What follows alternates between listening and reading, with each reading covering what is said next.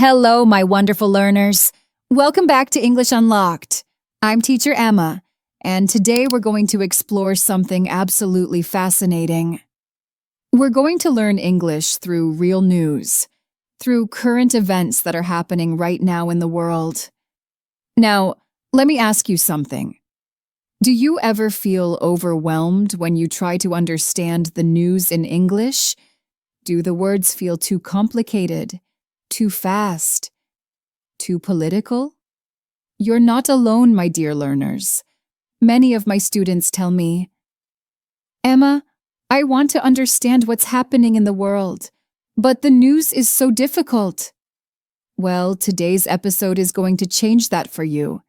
Stay with me, because in a few minutes you'll learn 3 powerful headline expressions you can use in real life. This is not politics class. This is English vocabulary from real headlines. We're going to take a real news story, the story about President Trump and Greenland, and we're going to break it down together. We'll learn the vocabulary, understand the expressions, and most importantly, we'll build your confidence to engage with current events in English. Think of this like learning to swim in the deep end of the pool. At first, it feels scary, but with the right teacher beside you, with the right approach, you discover that you can actually do it. That's what we're doing today with News English.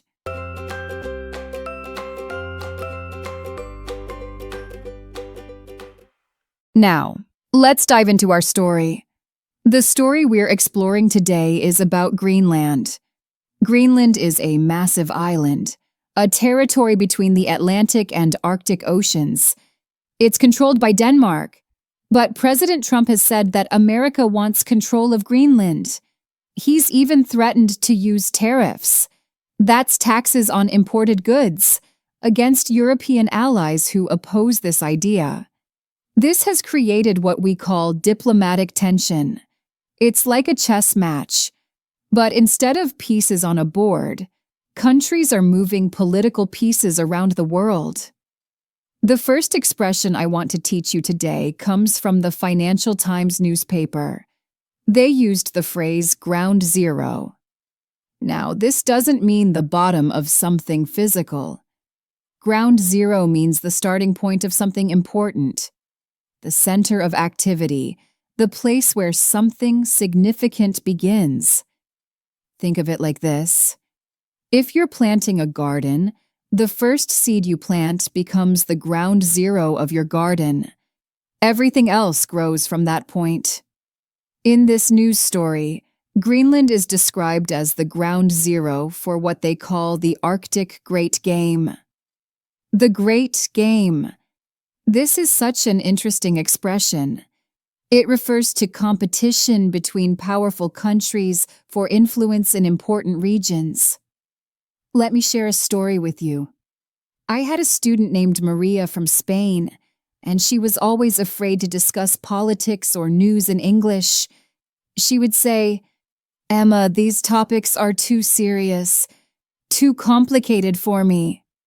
And that's why we're doing this slowly and simply, together. We started breaking down news stories word by word, expression by expression. Today, Maria reads international news every morning with her coffee. She tells me it makes her feel more connected to the world. Now, here's the second expression that's absolutely crucial to understand. Double-edged sword. This comes from CNN's coverage of the story. A double-edged sword means something that has both positive and negative consequences. It can help you, but it can also hurt you. Think of it like this. Getting a promotion at work can be a double-edged sword. You earn more money and have more responsibility. That's the positive side. But you also have more stress and longer hours. That's the negative side. In this news story, the conflict between America and Europe over Greenland is described as a double-edged sword for Russia. On one hand, Russia might be happy to see America fighting with its European allies. That's the positive side for Russia. On the other hand, Russia doesn't want America to have more control in the Arctic. That's the negative side. Let me give you another example to make this clearer. Learning English can be a double-edged sword for many of you. On the positive side, it opens doors to new jobs, new opportunities, new friendships. On the negative side, it requires time and effort that you might want to spend on other things. See how one situation can have both benefits and challenges? Quick question for you. Which word is new for you today? Ground zero, double-edged sword, or rebuke? Just write one in the comments. I love seeing what stays in your mind. Take a breath with me for a moment. We're doing beautifully so far.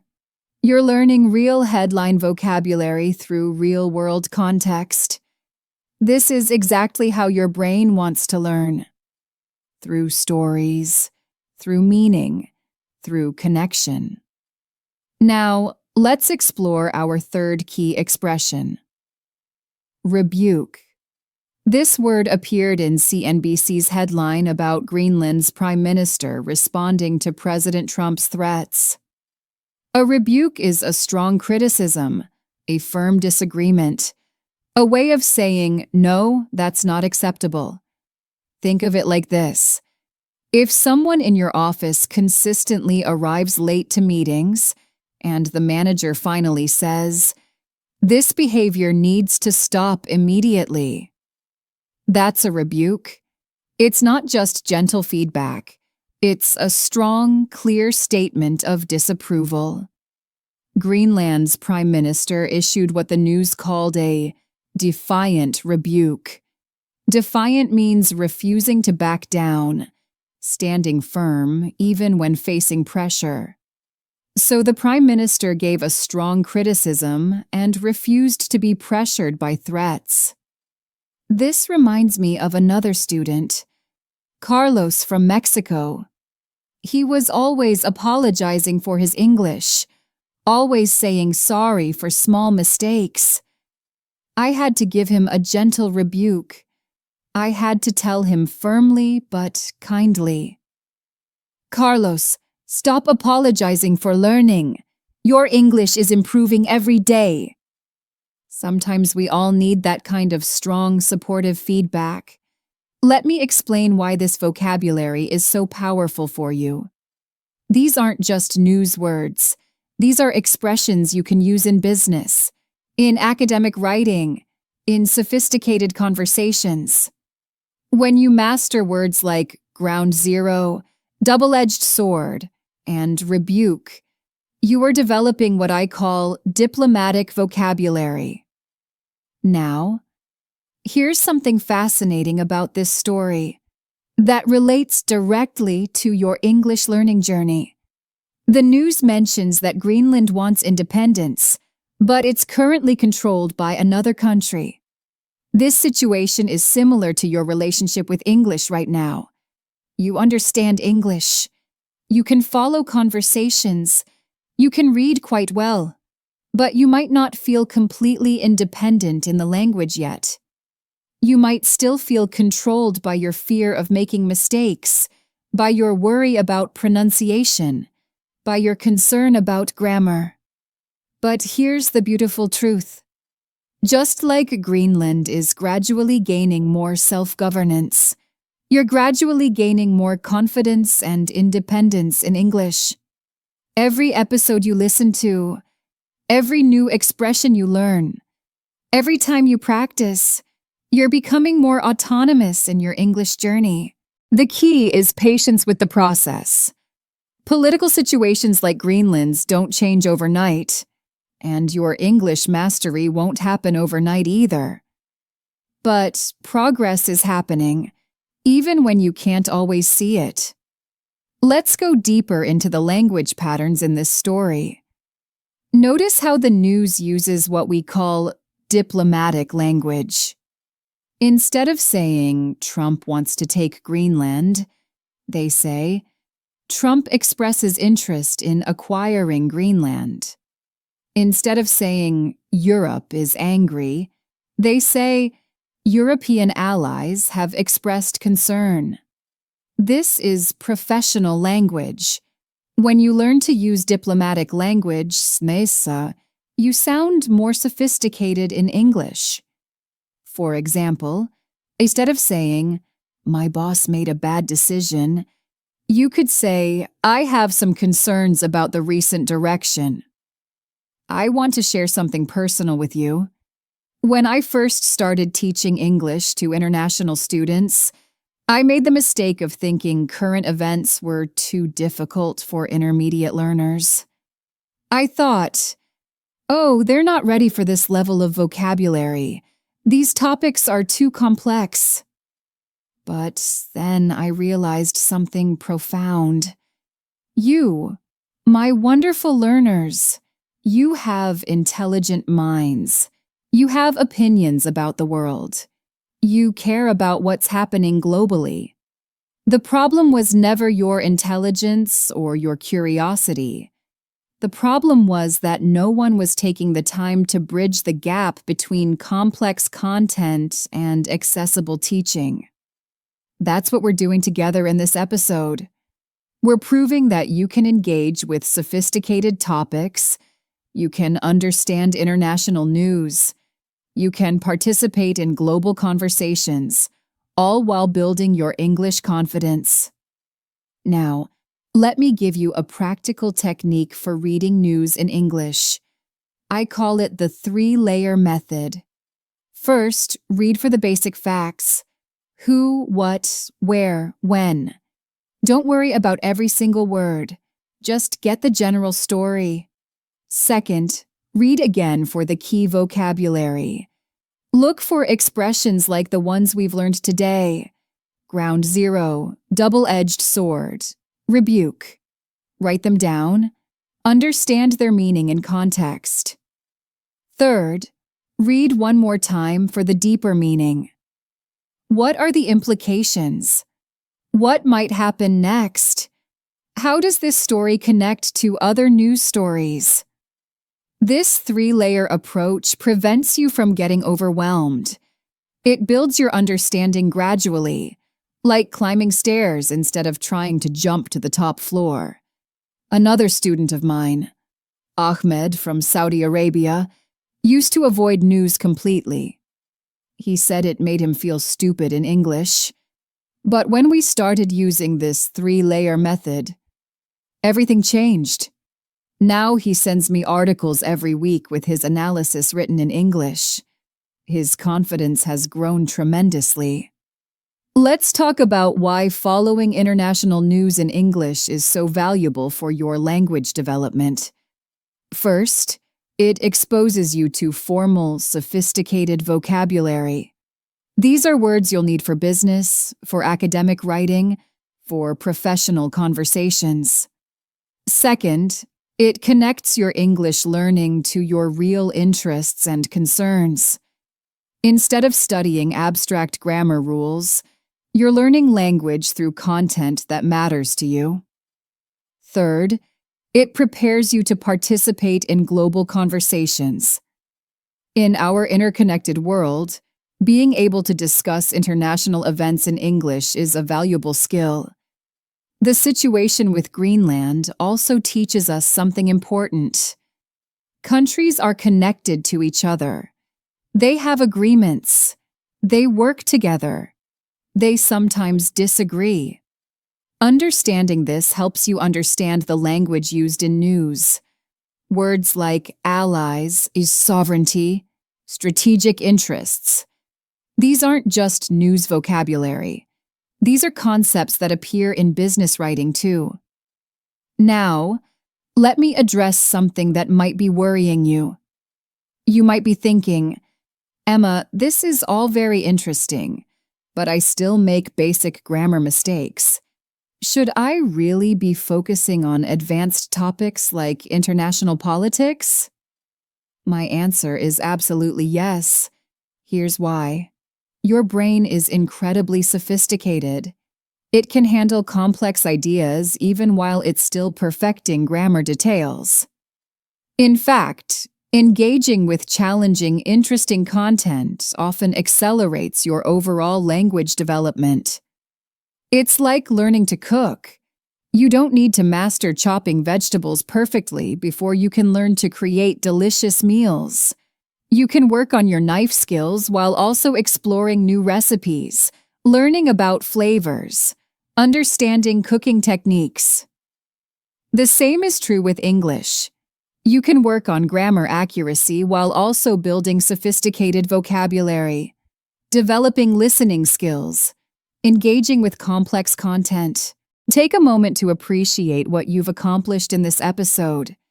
You've successfully followed a detailed discussion of international politics, learned real headline vocabulary, understood strong headline expressions, all in your second language.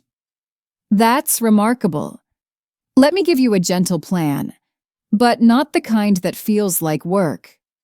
For the next week, choose one international news story that interests you. It could be about politics, economics, culture, sports, anything that catches your attention.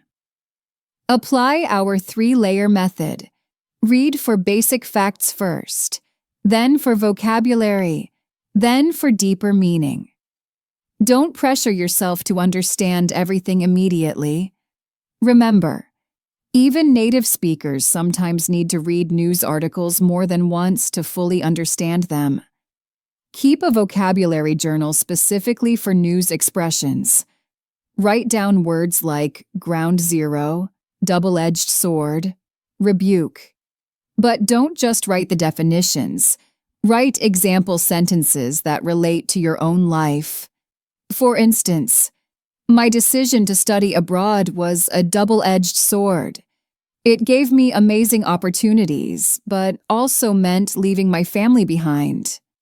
This personal connection helps the vocabulary stick in your memory much more effectively than just memorizing abstract definitions. I also encourage you to find news sources that match your current English level. BBC, Learning English, VOA, Learning English. These are excellent resources specifically designed for English learners. They cover the same important stories as regular news, but with clearer language and helpful explanations. As we wrap up today's episode, I want you to feel proud of what you've achieved. You've proven to yourself that you can engage with sophisticated content in English. You've learned vocabulary that will serve you in many areas of life. You've developed strategies for approaching challenging texts. Most importantly, you've taken another step toward true independence in English. Just like Greenland is gradually developing its own voice in international affairs, you're developing your own confident voice in English. Remember, language learning is not just about grammar rules and vocabulary lists. It's about joining the global conversation, understanding the world around you, expressing your own thoughts and opinions with clarity and confidence. The story of Trump and Greenland will continue to develop in the coming weeks and months. I encourage you to follow it, to notice how the language evolves, to see how different news sources describe the same events. This is how you become not just an English speaker, but an English thinker, someone who can engage with complex ideas, participate in meaningful discussions, contribute your own perspective to global conversations. Thank you for joining me on this journey through international news and English learning. Your curiosity, your willingness to tackle challenging content, your commitment to growth. These qualities will serve you well not just in English, but in all areas of your life. If today's episode resonated with you, if you found these techniques helpful, I'd love to hear about it in the comments. Which expression stayed in your mind today? Just one word is perfect. Your engagement helps me create better episodes for our entire learning community. We're all in this together, supporting each other, celebrating each other's progress, building confidence together. Until our next episode, keep exploring, keep learning, keep growing. The world needs your voice, your perspective, your unique contribution to the global conversation. And now you have more tools to share that voice confidently in English. Take care, my wonderful learners. Bye for now.